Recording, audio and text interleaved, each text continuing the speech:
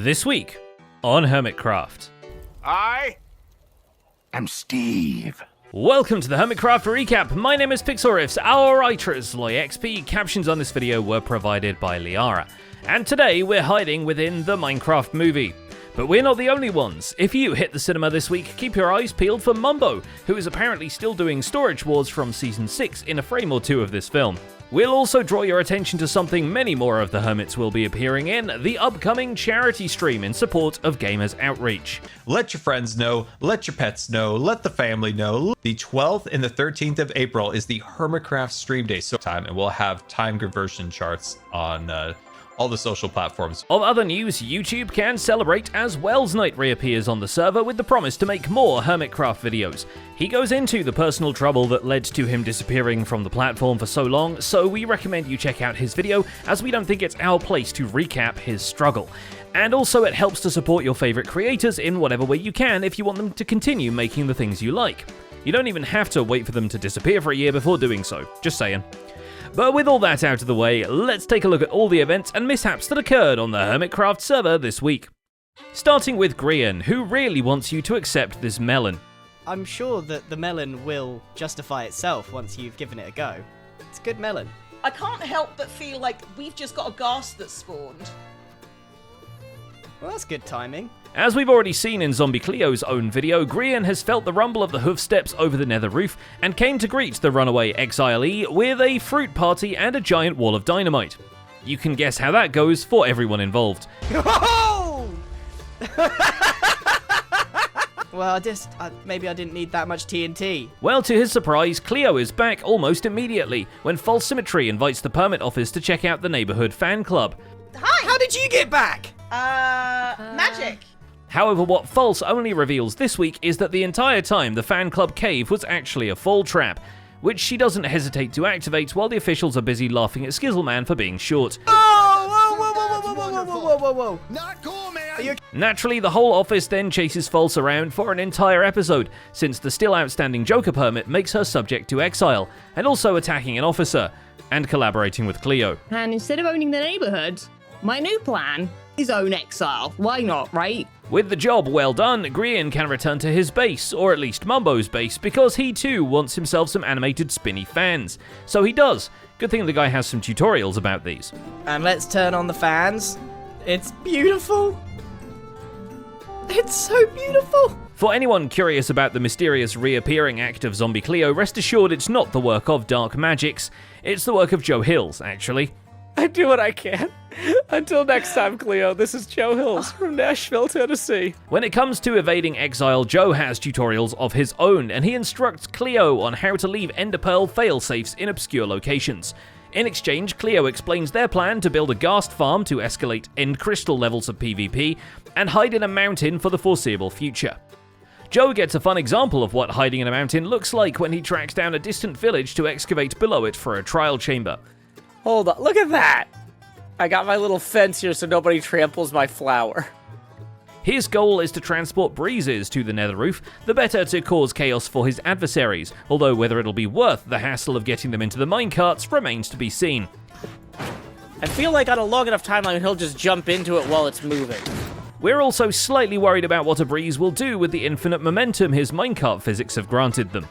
He was able to self-initiate the momentum carts. I feel like we might be onto something even better than I thought here. Little does he know the exile side of the server has already escalated to end crystals, though it's mostly just Cub fans signposting his lecterns with the permit office pledge.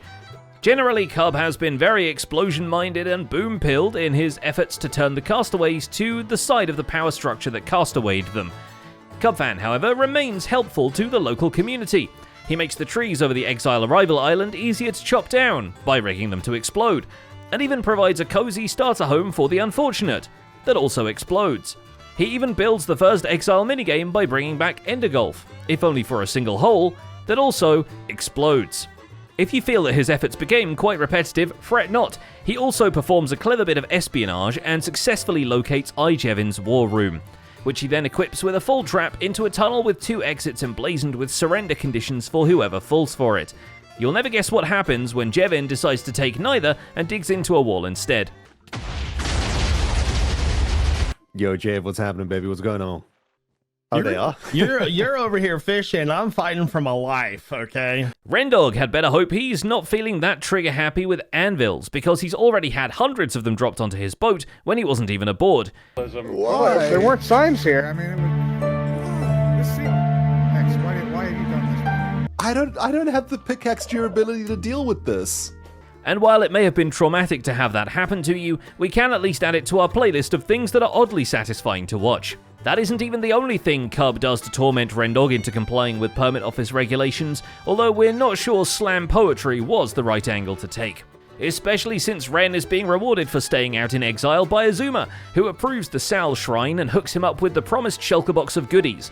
Goods which, it turns out, are pointing him towards the next task. I hope it serves you well. There's a lot of things you could do in that box. Yeah, there are, and it all involves blowing CubFan135 up, so that makes me quite happy. Ren doesn't have much time to put those to good use before April 1st comes around, and the Permit Office is technically open for the only time this year. But fortunately, Jevin has the plan of just blowing off steam with CubFan as the target. Oh, we're closed, guys. Thanks for coming. Appreciate you guys. No! We'll see you guys soon. CubFan! Farewell. I shot Cell in the face!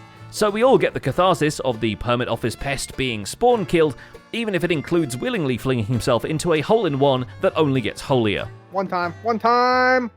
That's money. Oh, it's in! Yeah, I made it. Ding, ding, ding, ding!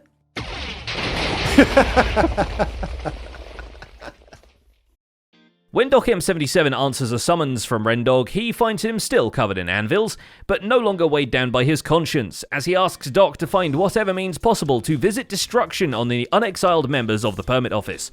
And luckily for Ren, Doc's community has done some geological analysis and found the exact location of the Permit Office bunker. Good thing Scar has redecorated the place to fit the corporate aesthetic, am I right? Think about it this way. This is where your most precious documents are stored, where nobody could ever find them at the government office. Just by looking at blocks in a video? Yep. Dude, people are crazy. Yep. They literally pointed out an exact block and said, this is the coordinates. This should be the block. Yeah, I don't know how people do this stuff, man. Doc agrees to trap the Poe if Ren will help him discover the true identity of the Ore Snatcher, then breaks into the bunker and traps all their entrances and respawn points with a non-destructive set of minecarts, hoping to entity cram the Enforcers without provoking them to blow up his redstone. For it to be at all effective though, Doc needs to search and destroy the Popo's respawn points, so he heads out to each of their bases and eradicates all the beds he can find, then spends time spying on Skizzleman to pull off a textbook exiling. And Skizz had better learn to read Doc's poker face before the next round of the tournament happens. Yo! Doc! What? Doc. What are you doing here? I went into the bunker so I could set my timer, and there was a trap, and I died, and I'm here now. Whoa! Whoa, what's happening, dude? Skizz! And all this just days away from the one time when the Permit Office actually does its job. Yes, April 1st came and went, but unfortunately, this time the only use anyone got out of the Permit officials is the repeated CubFan destruction Jevin and co organised over at the Exile extension of the office. No wonder Jevin must have had quite the stockpile of spite bubbling about in him after he had to go through the War Room trap as well as CubFan's explosive mockery of a castle keep. Not helping the situation is the phone survey Good Times with Scar conducts by screaming questions through the return end portal, where the positive answers are rewarded and the honest ones punished. And Scar might have his zoo base to take care of, but Azuma Void is already out there just treating Exile as a safari resort, taking Pearlescent Moon on a trip through the slums just to catch her up on the general goings-on. Yeah, it's my first time experiencing drowning with another hermit, so this will be interesting. Has it been very lonely otherwise? After the safari trip, you might want to consider a scuba holiday at XP Crafted's Trident Arena, which now has a lot more balanced decorations for you to hide behind, swim through, and get impaled between. Still more I plan to do. This is not done. I have been thinking about these towers, though.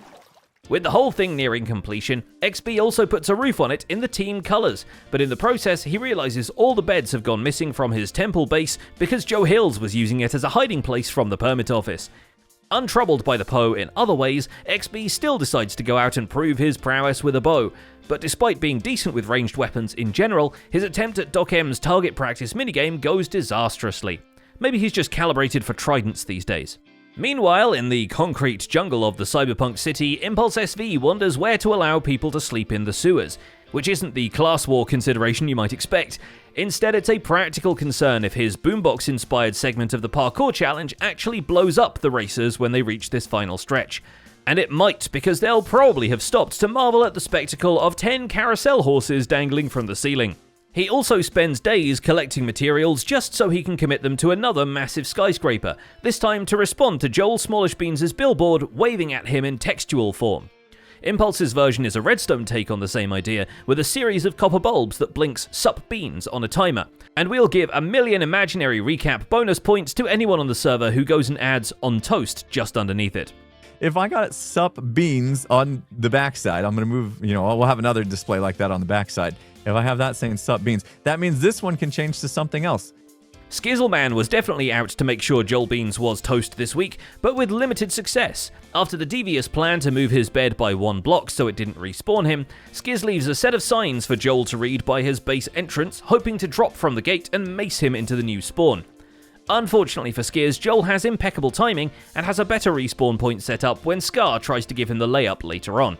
Jeez. Please tell me. Thank you. Oh my god. He gets gifted that. I'm trying to get him to send me screenshots. Skizz has been a better steward of the Exile's equipment than we previously knew about, however, because he actually drops off a set of Joe Hill's Elytra he stashed in an ender chest for safekeeping, forgetting it'd be impossible for anyone else to actually collect from there. And finally, there's BOO, who is working on the season's Nether Hub. Sorry, let me read that again. And finally, BOO is working on the season's Nether Hub. This comes after he literally gives us a new perspective on his area of the overworld and explains why his day is in ruins. And I built a little bit of a ruin out here, something thousands of years old. He got a new reason to be attached to the Nether Hub because it's where Zombie Cleo drops off his new old horse. But with Etho apparently badgering him behind the scenes, it's time he finally puts together a sample of the aesthetic the Nether Hub could have this season if you'll be kind enough to bring him the resources, please and thank you. There's something very Kingdom Hearts about the ghostly castle gateway he engineers out of diorite, pale oak, and candles, but fortunately he has some help with Organization 13. That is, Skizzleman arrives to organize the 13 chests of diorite he'll need.